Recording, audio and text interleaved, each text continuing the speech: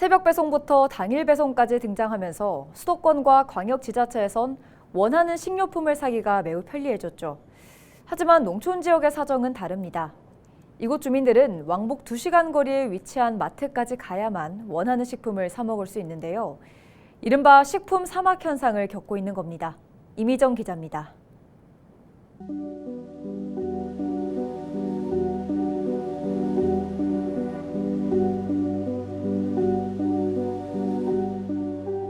주민 150여 명이 살고 있는 청양의 한 마을. 대부분 7, 80대 어르신들입니다. 고령화로 인구가 줄면서 몇 년 전 마을 인근에 있던 점포 한 곳이 문을 닫았습니다. 마을 안에 식료품을 살 수 있는 가게가 아예 없어진 겁니다. 때문에 이곳에 사는 주민들은 채소나 과일 등 간단한 식료품을 사려면 버스를 타고 이동해야 합니다.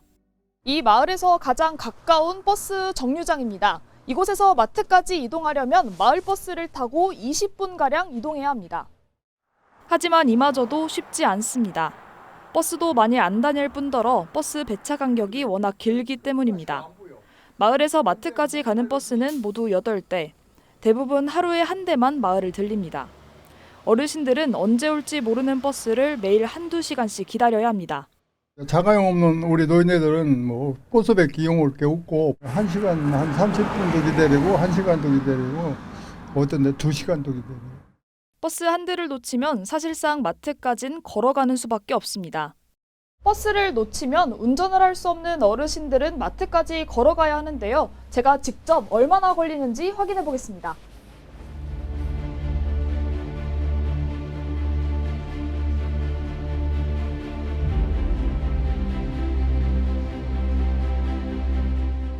마트에 도착했는데요. 여기까지 걸어서 40분이 걸렸습니다. 마을 입구에서 마트까지 약 2.5km, 성인 여성 기준으로 40분이 걸리는 거리지만 걸음이 느린 노인은 1시간 가까이 걸리기도 합니다. 마트를 오고 가는 데만 2시간, 물건을 사고 집으로 돌아오면 반나절이 훌쩍 지나갑니다. 근데 여기 주변 동네에 없으니까 좀 불편하지 않아요? 불편한데 그거 뭐가 있까? 이처럼 우유나 고기 등 신선식품을 원하는 시간과 장소에서 자유롭게 사기 어려운 현상을 식품 사막화라고 부릅니다. 그런데 식품 사막 현상은 이 지역만의 이야기가 아닙니다. 2020년 기준 충남 지역 행정리 4,400여 곳 가운데 3,300여 곳에는 식료품을 살 수 있는 가게가 없습니다. 전체 75%, 마을 10곳 가운데 7곳에 소매점이 없는 겁니다.